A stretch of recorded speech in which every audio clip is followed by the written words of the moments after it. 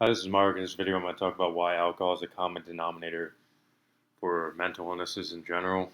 It's probably one of the largest reasons why there has been a spur of mental illness in general over the past few decades, but also it is very difficult. A lot of the diagnoses are initially incorrect. So there is, of course, issues with the system itself because there's also a lot of deception.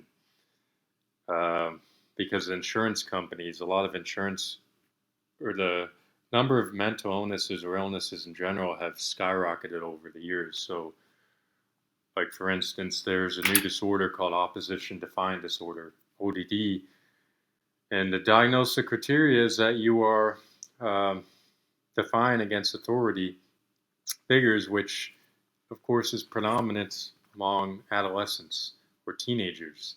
So there's the definition itself is very loosely defined, and it doesn't really make much sense because there's a lot of overlap with personality traits in general, and so it's not even a valid, to me it's not a valid disorder. Disorders such as bipolar are quite evident throughout history itself. Schizophrenia and other mental disorders have a firm basis, at least. We're gaining more knowledge and understanding. However, there's something interesting in terms of the susceptibility to mental illnesses in general. It's, to me, uh, genetics aren't just the entire uh, reason, or genetics don't necessarily dictate 100% why mental illness starts to precipitate, because there had to be an initial point when the family lineage started becoming susceptible and passing on mental illness, such as bipolar, schizophrenia, or schizoaffective, or depression. These are the predominant disorders. Alzheimer's is another, you know, disorder that is mainly attributed to age and mental fragility, but due to the lack of oxygenation over time. But in terms of mental illness, alcohol, especially what I've noted about bipolars, before the illness precipitates or before the diagnosis is confirmed, alcohol seems to be the common denominator. I've noticed in all the cases I've witnessed, friends, family, other accounts, alcohol seems to precede, or the intake of alcohol seems to precede the illness itself. And it seems like the frequency of alcohol and the quantity of alcohol intake increases to a high degree. And of course, this could be attributed to the what they call as the primordial stage, where the illness is starting to take effect, and therefore you may have a higher propensity to drink or do drugs. Um, for instance, they talked about like marijuana use tends to precede manic episodes. Whether that study how valid it is, it kind of does make sense because the impulsivity starts taking effect or taking hold, and when you become more impulsive, you may not have the awareness initially. It may be transitioning into that phase, but alcohol, the way I view it is, there's a certain point in time where the illness may precipitate. It could be well into the future, and if you took every single precaution, every single move that you made, uh, prevented the illness from presenting itself. For instance, if you were healthy, exercised, did not drink, did not do any drugs, took care of yourself, because of the genetic, uh, the genetic influence, the illness could happen at a much later stage. Let's say the absolute maximum, which is well into the future. But if you start drinking, you're basically causing that point to regress, or you're causing a regression into the into an earlier period, towards an earlier period. So it's like taking that point in your along the timeline, and you're reversing. It's like when you rewind a movie. That's essentially what's happening with alcohol intake. Alcohol, and you got to think there has to be a rate, a rate of regression, and that depends on toxicity. So if any mental illness has to do with toxicity of the mind, your mental health is starting to degrade. So based on that premise, anything that causes your mind to degrade will cause regression in a timeline. So alcohol is very toxic to the mind. Initially, your liver may be strong, but there's so many variables. You don't even know how effective your liver is at even detoxifying. That's something that is unknown. And there is some indication depending, and of course, there's tolerance that builds up, so the detoxification or toxicity lowers over time or dampens. But what the interesting thing about alcohol, just like any other medication, is you drink to get some euphoric or neutralizing effects. Whether you want to calm down, you have social anxiety, or you want to do it for social reasons. But some people who drink, it pushes them in the positive direction, and that can be very addicting. And depending on the magnitude of change, you want to get back to that point. So in order to do so, because if you drink the same amount over time, the effect gets dampened, the reward gets dampened. So you have to compensate by drinking more and more and more, and that eventually leads to degradation of the mind. You start losing the connectivity of your neurons. The communication becomes hindered or altered in a negative direction. And this is a slow process, but with acute or heavy drinking, it can definitely cause the regression to proceed at a much faster rate relative to something else that has a lower toxicity. So that's why they say the dose is a poison, and that's why I've noted that alcohol is a common denominator among mental illness because it's transitioning that point at a much faster rate, and I just think it's causing a great it's becoming a prominent factor or influential factor, a negative influential factor today, because I just think there's more of a propensity or more of a likelihood to become depressed in our society at this point, because we compare and contrast based on our relative position to society. And if society progresses at such a fast rate, uh, and the extremes are exposed at a more frequent basis, then it can cause a higher likelihood to go in the negative direction, because um, just like in depression, uh, when you're in that state, you know what existed, you know what your mental acuity was in the past, and you're not there at that position, and that can cause even more depression. So it's a negative feedback loop that is created based on the relative distance between your position currently and the position that you used to be. And that's why addiction happens. It's based on the relative position to what was achieved and what you recall and where you want to go. And basically, alcohol, to me, it's probably the reason why we have such a high incidence today. Um, it's just everyone who I've heard got diagnosed with bipolar. They drank a lot of alcohol preceding the diagnosis. And then once they stopped alcohol, well, they didn't have the manic episodes anymore. So it's like alcohol can almost mask bipolar illness itself. It can almost uh, give a false it can almost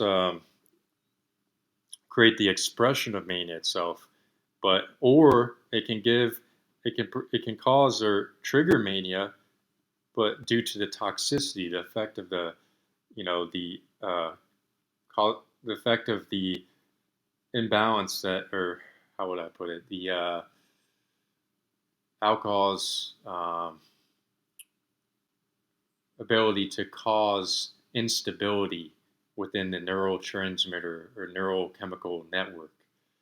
Because there's that the body tries to neutralize or dampen any spike or decline or depression. It tries to during depression to recharge, and during mania it tries to uh, at least elicit or to prevent overexcitability. Naturally, the body tries to reach a neutral zone or homeostasis, but when you break that communication, when you break the chain with alcohol, you're causing, you're spurring these cycles, and therefore creating manifestation of mental illness itself. It's uh, starting to take the symptoms are starting to take hold, and due to the just the energy shifts of alcohol intake. Because every time you drink alcohol, you notice that uh, you tend to hit a rock bottom. A few days, it depends on the person, but it causes you have to recharge, like this recharge. You get this maybe initial high, but then your body has to recuperate, and you notice like a kind of like a depression depending on the magnitude of or the quantity of intake. But there are a lot of instances where because your body's in the fight or flight mode due to drinking alcohol and it's under a lot of inflammation, therefore it's under a lot of stress, your body produces extra adrenaline, which masks pain, which gets rid of pain and makes you feel good. Even the GABA that you increase your GABA production, it eases the pain, it reduces these neurochemicals. Mask act as a band-aid against the pain, but you don't even realize what is happening because you feel good, and ultimately your body's under severe panic or severe. It's basically about to crash, but you never realize it's going to happen because, again, it really depends on the case. But when you're flooded with chemicals and it feels great, uh, eventually this isn't like uh, it's not continually renewable. It's not just like the sun. The sun's energy, it's going to decline over time, but the body's energy, you try to recharge, but by drinking a lot of alcohol, you may never get back to the equilibrium or the neutral axis that you used to be at because the damage has been done. The damage is, you can't reverse liver cirrhosis, but you can obviously, your liver can regenerate, but the damage has been done at that point, and therefore your mood is not going to get to the point to where you're not going to get the reward that you used to get, just because it's a function of the liver. The liver regulates hormones. When your liver is depressed, your hormones are going to be depressed, depending on the severity. So it just kind of, to me, it makes sense. Alcohol is an extreme problem today in terms of like not knowing when to cut it off, not knowing when to stop. Um, and I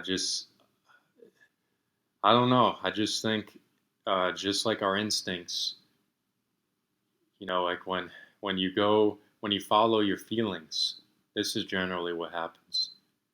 Your feelings are the feel good. What what your feelings are basically so, related. They're interconnected to your reward system, and if you follow the beats or the you follow you just follow your reward system at a one-to-one relation. You're basically just, you're living your life. It's like you're moving through life based on where your feelings are taking you. Well, of course it's going to be very hard to stop because you feel great.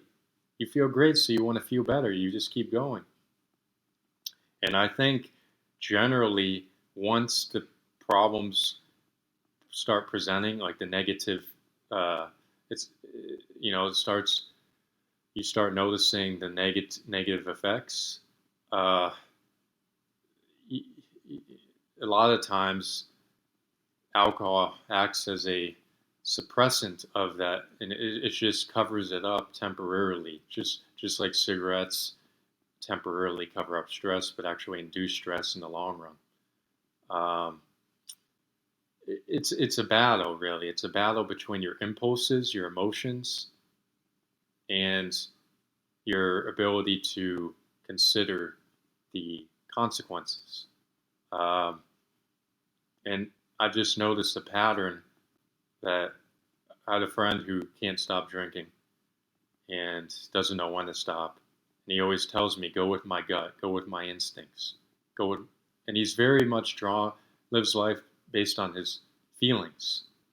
And I've noticed people who drink alcohol do so. Not a bad thing, but it's just logically, um, when you know alcohol destroys the brain, and you know that just because your current state, your health status, maybe even you're like, if you go to the doctor and your health status is positive, but yet you've you drink a lot of alcohol, that doesn't imply that that's the case. A lot of times it gives a false representation of your actual health, because your health is cyclic. Your organs could be really over working in overdrive, and a lot of times when you drink alcohol, your organs are working in overdrive. And what that does is it kind of gives the indication of um, of a healthy body, because it's the processing speed of your body increases. But yet, once that abuse is over, you you're gonna crash. I mean, I've had it. Anxiety 2 years. During anxiety, for when I had anxiety for 2 years, I felt. I mean, I didn't feel bad. I felt amped up because of the anxiety, the fight or flight. You amped up with adrenaline. You're stronger. It masks the actual effect. But yet, once that anxiety went away and I started, totally eliminated stress, my body just crashed, and it took it took almost 6 months to take effect, because there's a lag period, and it's like my organ system was totally offset, but masked due to the anxiety itself.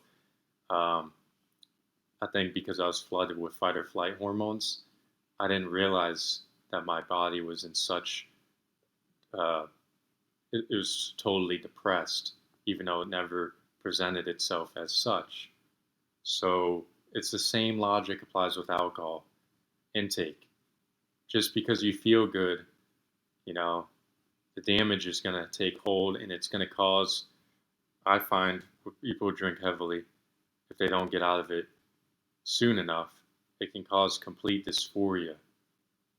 And, that happens because your brain, your liver's under so much stress or strain that toxins just destroy the connectivity of your brain, and including your ability to supply or um, sensitize your neural receptivity in your brain. If it can't do so, you you don't you start becoming more negative and negative and negative over time, and and that can definitely cause a lot of mental illness or issues, because it's a function of the brain health, and the brain and the body are strongly connected. So therefore, you take care of your organ system, you mitigate mental illness. And mental illness has a genetic component, but that's not the entire story. It's not uh, just because the genetics are maybe uh, not favorable doesn't mean you just. I mean, you should always fight to try to reverse it.